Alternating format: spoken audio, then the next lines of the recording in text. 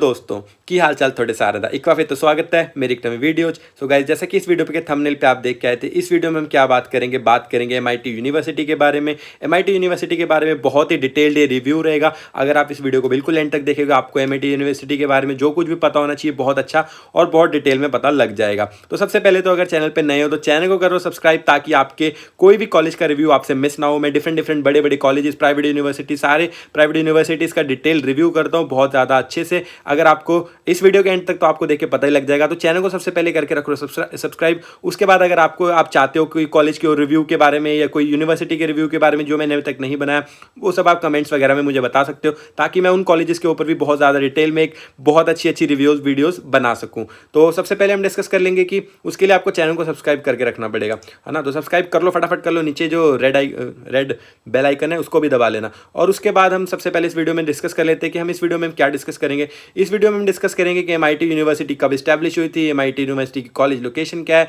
MIT university की college rankings क्या है, कैसे एमआईटी यूनिवर्सिटी हम पहुंच सकते हैं, कौन कौन से यहाँ पे प्रोग्राम ऑफर्ड किए जाते हैं, है ना। कॉलेज का एमआईटी यूनिवर्सिटी का फी स्ट्रक्चर क्या रहेगा, एडमिशन प्रोसेस क्या है, एडमिशन क्राइटेरिया क्या है, कौन कौन सी स्कॉलरशिप्स रहती हैं, प्लेसमेंट कौन कैसी है ना, एवरेज प्लेसमेंट पैकेज क्या है, और यहाँ से पढ़ना वर्थ रहेगा या नहीं। तो ये सारे पॉइंट्स हम बहुत ज़्यादा डिटेल में डिस्कस करेंगे। तो सबसे पहले चीज़ हम जो डिस्कस कर लेते हैं कि एमआईटी यूनिवर्सिटी भैया बनी कब थी, इस्टेब्लिश कब हुई थी। तो गूगल के ऊपर सर्च करेंगे तो आपको आपका आंसर मिल जाएगा। तो जो एमआईटी यूनिवर्सिटी बनी थी 24 मार्च 2005 को बनी थी। तो एमआईटी यूनिवर्सिटी को बने हुए पूरे 18 साल हो चुके हैं, 18 ईयर्स ये पुरानी यूनिवर्सिटी है। तो है ना। अब उसके बाद आता है कि एमआईटी यूनिवर्सिटी की लोकेशंस क्या है। तो मैं आपको बता दूं कि एमआईटी यूनिवर्सिटी के अंदर बहुत सारे कॉलेजेस आते हैं ना, बहुत सारे डिफरेंट लोकेशंस पे।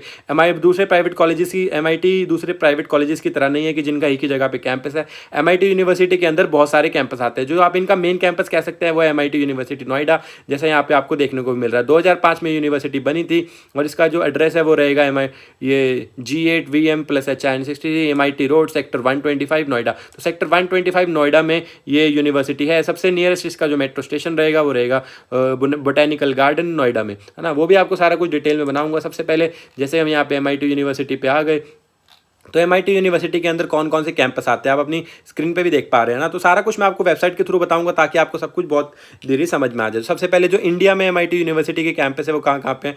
नोएडा में है, लखनऊ में है, जयपुर में है, गुड़गांव में है, ग्वालियर में है, ग्रेटर नोएडा में है, मोहाली में, पटना में, रांची, कोलकाता, रायपुर, मुंबई, अहमदाबाद, बेंगलोर, भुवनेश्वर, चंडीगढ़, चेन्नई, हैदराबाद, इंदौर, कोची, मुंबई, नोएडा, पूना। तो देख सकते हैं कितनी जगह पे इनके कैंपसेस है। फॉरेन में भी है, लंदन, दुबई, न्यूयॉर्क, है ना, Singapore, Mauritius, Abu Dhabi, South Africa, San Francisco, रोमिया, चाइना।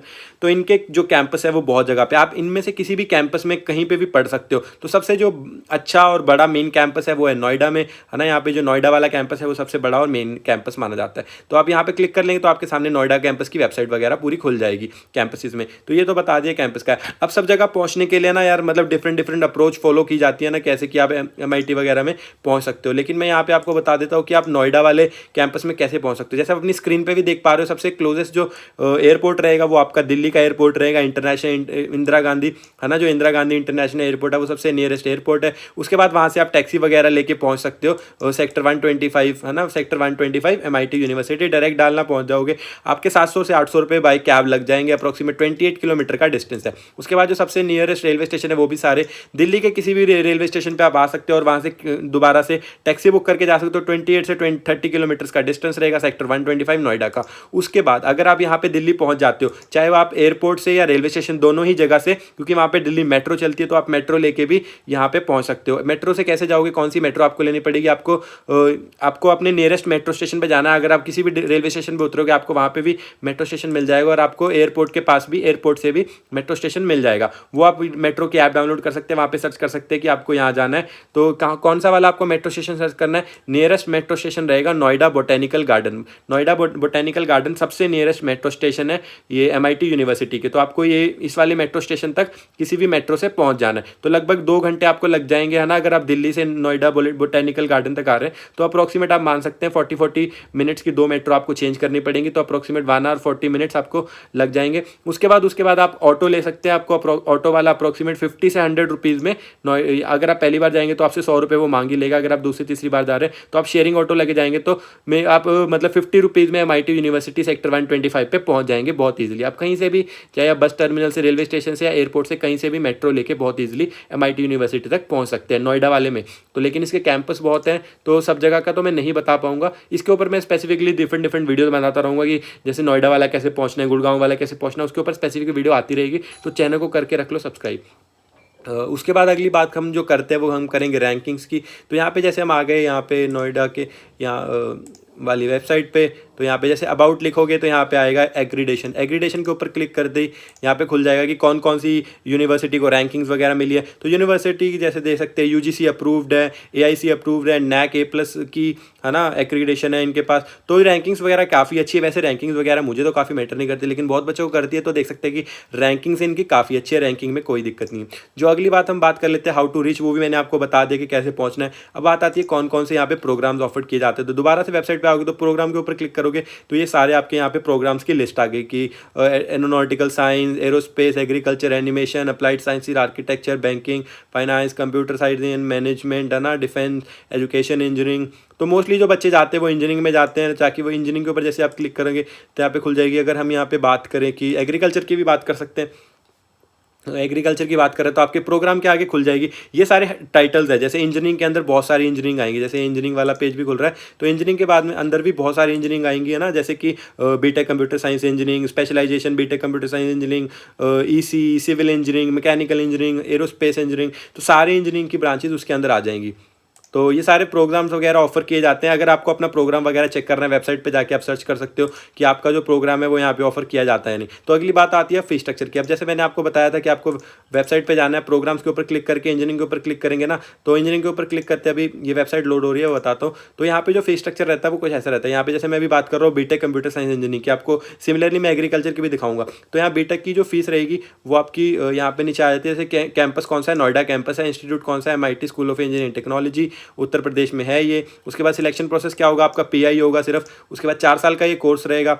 एलिजिबिलिटी क्या रहती है आपकी, एलिजिबिलिटी रहेगी फॉर नॉन स्पॉन्सर्ड कैटेगरी। तो यहाँ पे 2 कैटेगरी है, non sponsored category and sponsored category. तो जैसे कि नॉन स्पॉन्सर्ड जो कैटेगरी, नॉन स्पॉन्सर्ड कैटेगरी का मतलब क्या है कि जो आपकी जो जैसे क्या बोलते हैं उसको, कोई आपकी जैसे आप किसी कंपनी में काम कर रहे हैं, सपोज करिए जैसे IT इंडस्ट्री में काम कर रहे हैं, तो वो अगर आपको पढ़ने के लिए, जैसे आप विप्रो में जाएंगे, कैपजिम में जाएंगे, वो अगर आपको पढ़ने के लिए प्रेरित कर रहे हैं या आपका कोर्स की फीस अफोर्ड कर रहे हैं, तो उसको बोलते हैं स्पॉन्सर्ड कैटेगरी। तो उनके लिए आपकी जो परसेंटेज रहेगी वो 10th-12th में आपको मिनिमम 55% की चाहिए, जिसमें कि आपके PCM में मिनिमम 65% होने चाहिए। अगर आप नॉन स्पॉन्सर्ड कैटेगरी है, अगर आप +2 का सिर्फ +2 क्लियर करके आ रहे हो और आप अपने दम पे करना चाहते हैं, तो आपके लिए जो रहेगी एग्रीगेट परसेंटेज आपको 60% चाहिए और PCM में मिनिमम आपको 70% मार्क्स चाहिए MIT में एडमिशन लेने के लिए। तो ये मतलब स्पॉन्सर्ड और नॉन स्पॉन्सर्ड कैटेगरी का। तो आपको ये भी बता दिया मैंने एलिजिबिलिटी की रहेगी। तो आप अगर जैसे कि आप नॉन स्पॉन्सर्ड कैटेगरी है तो आपके 1 साल की फीस क्या रहेगी, 2,02.02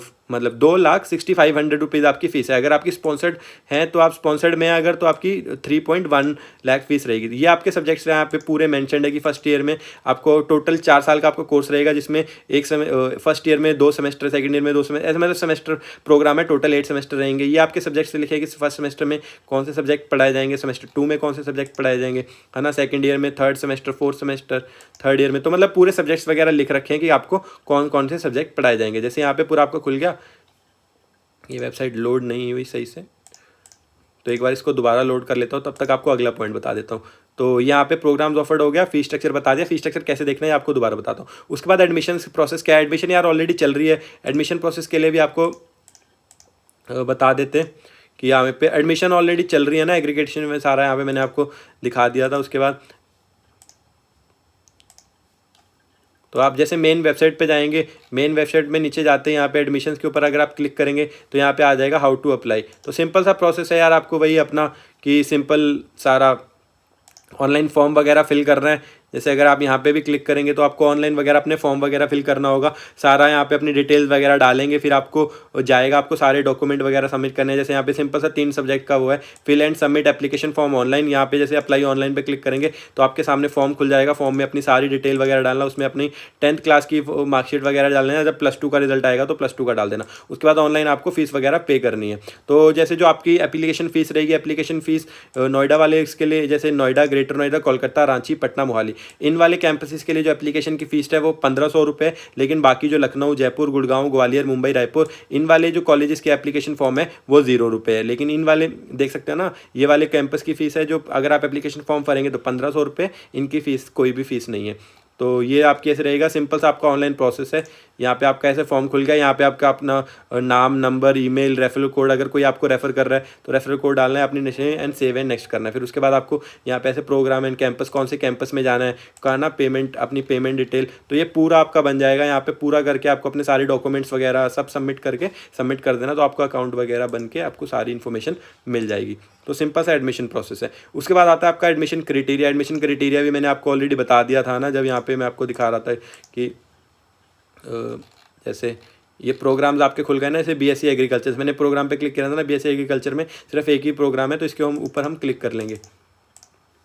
तो जैसे यहाँ पे भी खोला था मैंने, वहाँ प्रोग्राम्स के ऊपर क्लिक करके इंजीनियरिंग के ऊपर, तो इंजीनियरिंग के अंदर ना ये सारे प्रोग्राम आते हैं, बीसीए, बीटेक, एरोस्पेस, आर्टिफिशियल। जैसे यहाँ पे हम एरोस्पेस की बात कर ले, तो आपको यहाँ पे चूज़ करना है कि आपको कौन से कैंपस में पढ़ना है। तो मुझे अगर नोएडा कैंपस में पढ़ना है तो मैं नोएडा के ऊपर क्लिक करूँगा। यहाँ पे लिख के आ जाएगा कि एलिजिबिलिटी कितनी है, 60% मार्क्स चाहिए मुझे 10th-12th में, 60% ही चाहिए मुझे पीसीए में, नॉन स्पॉन्सर्ड कैटेगरी, क्योंकि मैं नॉन स्पॉन्सर्ड हूँ तो मुझे 60% मार्क्स चाहिए। तो यहाँ पे आगे, यहाँ पे फीस आपकी लिखी हुई है पर सेमेस्टर 1.27 आपकी पर सेमेस्टर फीस रहेगी, 1.990 आपकी नॉन स्पॉन्सर्ड की फ़ीस रहेगी। तो यहाँ पे जो फीस थी ना वो भी 2.065 वो आपकी पर सेमेस्टर फीस थी, है ना। वहाँ पे मैंने गलती से पहले बोल दिया था कि पर ईयर, लेकिन वो पर आपकी पर सेमेस्टर फीस थी 2.05, मतलब 2,65,000 आपकी पर सेमेस्टर फीस रहेगी एमआईटी यूनिवर्सिटी नोएडा वाले कैंपस की। तो उसके बाद हम जो अगली यहाँ पे करते हैं बात स्कॉलरशिप्स की, कौन कौन सी स्कॉलरशिप्स रहेंगी। तो दोबारा आप वेबसाइट के ऊपर जाएंगे, तो वेबसाइट के ऊपर जाते हैं, यहाँ पे जैसे आप नीचे सबसे नीचे स्क्रॉल करिए। वेबसाइट इनकी थोड़ी स्लो है, एकदम से नीचे नहीं जाती। तो नीचे जाते हैं, यहाँ पे आपको ना स्कॉलरशिप दिख जाएगा, जैसे एमआईटी स्कॉलरशिप के ऊपर क्लिक करते हैं आपको सारी इन्फॉर्मेशन मिल जाएगी कि आपको कौन कौन सी स्कॉलरशिप कैसे कैसे मिल सकती है। तो वैसे तो यहाँ पे फीस बहुत ज़्यादा महंगी है, तो भैया मैं इतना ज़्यादा महंगा तो अफोर्ड नहीं कर सकता, लेकिन यहाँ पे काफ़ी अच्छी जो स्कॉलरशिप्स हैं एमआईटी ऑफर करता है। तो जैसे कि आपकी एक तो एडमिशन है वो कैसे होगी, डायरेक्ट हो जाएगी। अगर आपके student securing 80% and above marks है तो आपको तो सीधा डायरेक्ट एडमिशन हो जाएगी, कोई एग्जाम या कुछ नहीं देना पड़ेगा। डायरेक्ट एडमिशन किसकी होगी, 10+2 में student securing 80 and above marks इनके उनको इन वाले कैंपसेस में सीधा एडमिशन मिल जाएगी। उसके बाद एमबीए में अगर आपके मिनिमम 70% आइल है कैट या मैट में, तो आपकी डायरेक्ट एडमिशन हो जाएगी। उसके बाद आपको स्कॉलरशिप कैसे मिलेगी ये सब आप खुद पढ़ सकते हैं, लेकिन मैं आपको बताता हूँ यहाँ पे स्कॉलरशिप भी ना कैंपस वाइज डिवाइड है। जैसे नोएडा में अगर आपकी 95% से मार्क्स ज़्यादा है तो सीबीएसई बोर्ड में 12th में, और जैसे आईसीआईसी और सीबीएसई बोर्ड में क्या सिंपली कह सकते हैं 12th में 95% से ज़्यादा मार्क्स हैं तो आपको 100% स्कॉलरशिप मिल जाएगी, बिल्कुल फ्री में पढ़ोगे। और अगर आपके 90 से 95 के बीच में मार्क्स है 50% स्कॉलरशिप, 88 से अबव है 30% स्कॉलरशिप, ऐसे करके सारे कैंपसेस का यहाँ बता रखा है कि आपको कितनी परसेंट कितनी, जैसे ऊपर लिखी है परसेंटेज।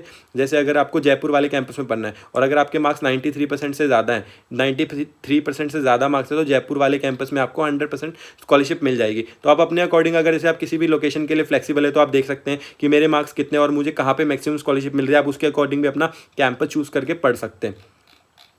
तो ये तो बात हो गई स्कॉलरशिप्स की। तो अपने अगर आपको ये भी आप ऑप्शन कंसीडर करके रख सकते हैं। एडमिशन क्राइटेरिया बता दिया, स्कॉलरशिप्स बता दिया, प्लेसमेंट बता दिया। प्लेसमेंट्स की बात कर लेते हैं। जैसे हम यहाँ पे आएंगे तो एडमिशन एमआईटी यूनिवर्सिटी, तो यहाँ पे उसके बाद हम प्लेसमेंट वाला पेज यहाँ देख लेते हैं। टॉप कैंपस प्लेसमेंट है ना, प्लेसमेंट्स ये रही पूरी आपकी। तो जो टॉप कैंपस प्लेसमेंट है 36,000 बच्चे प्लेस हुए कैंपस प्लेसमेंट इन लास्ट 36,000 बच्चे प्लेस हुए हैं। तो ये टोटल बच्चे ना यहाँ पे, क्योंकि इनके बहुत सारे कैंपसेस है, अलग अलग बच्चे होते हैं, ये टोटल प्लेसमेंट है दूसरे सब जगह की मिला के। उसके बाद आपकी 11,000 प्लेसमेंट हुई है आपकी 2021-22 में। उसके बाद 900 प्लस कंपनी आई हैं प्लेसमेंट के लिए, 1500 campus placement even during lockdown हुई है। उसके बाद 2 लाख का पैकेज मिला salary drawn by MIT alumni ने, ये इनके एलुमनाई को मिली है, किसी मतलब अभी तक बच्चे नहीं है। Student placed even 1 year before passing out, जो बच्चे मतलब पास आउट होने से पहले ही प्लेस हो गए वो 4500 बच्चे हैं। इनके जो प्लेसमेंट्स रहती है वो सिस्को, नेविडिया, कौन कौन सी कंपनी आती है प्लेसमेंट के लिए एमआईटी में, Cisco, Nvidia, Flipkart, Airtel, Amazon, Ford, Adani, Accenture, HCL रहेगा। ये सारी कंपनीज आप देख सकते हैं जो, तो मतलब ऑलमोस्ट यार सारी कंपनीज जितनी भी बड़ी प्राइवेट यूनिवर्सिटीज़ में जाती हैं या बड़ी IIT NITs में जाती है, वो सारी कंपनी एमआईटी में आएंगी प्लेसमेंट्स के लिए, है ना। और वो आप अगर किसी भी कैंपस एमआईटी के किसी भी कैंपस में पढ़ रहे हैं, आपके लिए प्लेसमेंट अपॉर्चुनिटी बिल्कुल सेम रहेगी। प्लेसमेंट आप सबकी बिल्कुल सेम जगह से होगी,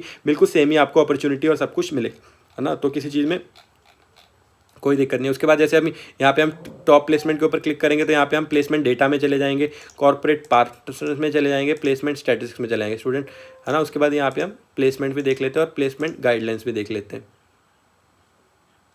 तो यहाँ पे अभी खुल जाने दो कि प्लेसमेंट का डेटा क्या है।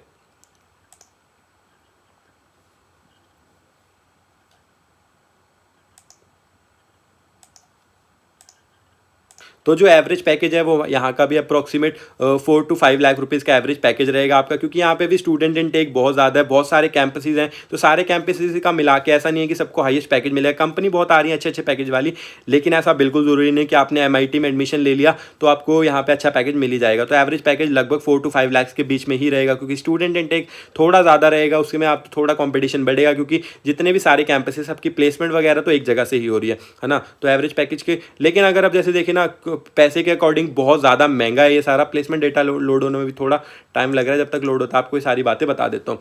तो यहाँ पे ऐसा वही कि जैसे थोड़ा सा आपको महंगा पड़ जाता है ना पूरा की देखने के लिए कि कैसा, क्योंकि फ़ीस एक सेमेस्टर की 2 लाख रुपीज़ फ़ीस है। तो अगर आप पूरा कंसिडर करेंगे तो लगभग आप कंसिडर कर सकते हैं कि 26 लाख के आसपास आपकी पूरी रहने खाना सब मिला के फीस लग जाएगी। क्योंकि हम जैसे सपोज करते हैं 1,50,000, 1.5 लाख रुपये आपकी एक साल की हॉस्टल की फ़ीस होगी। उसके बाद 2 लाख 2 लाख 4 लाख आपकी क्या होगी, एकेडमिक फ़ीस होगी। मतलब आपको 5 लाख एक साल का पे करना है। वही अगर हम टोटल सब कुछ मिला के बात करेंगे तो 25 से 26 लाख रुपये आपकी पूरी फीस लग जाएगी, अगर आप कंप्यूटर साइंस मतलब बीटेक करने जाते हैं इस यूनिवर्सिटी से। दूसरे कोर्सेज़ की वेरी कर सकती है, जैसे MBA करने जाएंगे, MBA आपकी अप्रॉक्सीमेट 15 to 16 लाख रुपीज़ में आपकी यहाँ से MBA हो सकती है। उसके बाद अगर आप बात करते हैं किसी बड़े कोर्सेज़ की, तो सारे बड़े कोर्सेज़ लगभग आपको 20 से 25 लाख रुपीज़ यहाँ पे स्पेंड करने पड़ेंगे। तो फीस यार काफ़ी ज़्यादा है ना फीस। तो लेकिन अगर आपको स्कॉलरशिप्स मिल रही है, जैसे आपके 95% से ज़्यादा मार्क्स हैं तो आपको 100% स्कॉलरशिप मिल रही है, मतलब आप MIT से बिल्कुल फ्री में पढ़ सकते हो। तो ये बहुत अच्छी बात है यार कि आपको 12th के बेसिस पे इतनी हाई स्कॉलरशिप्स वगैरह मिल रही हैं। तो ये आपके लिए अच्छी अपॉर्चुनिटी हो सकती है। आप इतनी बड़ी यूनिवर्सिटी में जहाँ का प्लेसमेंट रिकॉर्ड, प्लेसमेंट कंपनी काफ़ी अच्छी है, वहाँ पर आप बहुत ईजिली और फ्री में पढ़ पा रहे हो। तो यहाँ पर पूरा प्लेसमेंट आप इस वाले अगर जैसे लिंक में जाओगे ना, यहाँ पे आप सर्च कर सकते हैं MIT.edu/placement./placement-data apex। तो इस जैसे ये पूरा लिंक के ऊपर अगर आप क्लिक करोगे, मैं आपको दे भी देता हूँ, तो ये पूरे लिंक के ऊपर क्लिक करके आप यहाँ से वो भी पूरा प्लेसमेंट रिकॉर्ड दे सकते हो बहुत डिटेल में अपने आप।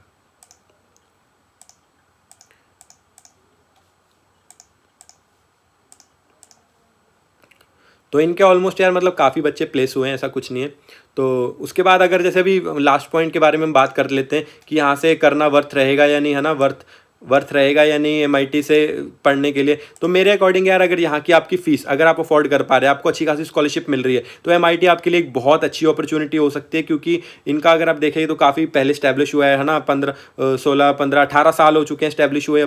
2005 में हुई थी, मार्च 2005 में। तो तब से लेके अब तक इनका एकेडमिक रिकॉर्ड अच्छा चल रहा है, प्लेसमेंट अच्छा, फैकल्टी इनके पास काफ़ी अच्छी है। जो इनकी लोकेशन वगैरह है जैसे नोएडा में, गुड़गांव में, वो लोकेशंस काफ़ी अच्छी हैं। क्योंकि वही जैसे गुड़गांव और नोएडा है, ये लोकेशन सबसे अच्छी है। क्यों? क्योंकि यहीं पे सारे कंपनीज़ के हब वगैरह, तो आपकी यहाँ पे रहना खाना पीना आपका एटमॉस्फेयर सब बहुत अच्छा हो जाएगा। तो अगर आप अफोर्ड कर पा रहे हैं, फीस इतनी अफोर्ड कर पा रहे हैं ना, स्कॉलरशिप आपको अच्छी मिल रही है, तो MIT आपके लिए बहुत ही अच्छी एक रह सकती है ऑप्शन। तो अभी यहाँ पे प्लेसमेंट डेटा के लिए मैं एक डिटेल्ड वीडियो बना दूंगा, क्योंकि ये वीडियो बहुत ज़्यादा लंबी हो गई है और यहाँ पे डेटा लोड भी नहीं हुआ। तो आई होप आपको वीडियो पसंद आई हो। वीडियो पसंद आई तो वीडियो को लाइक शेयर सब्सक्राइब कर देना। मिलते हैं अगली किसी वीडियो में, तब तक के लिए बाय बाय।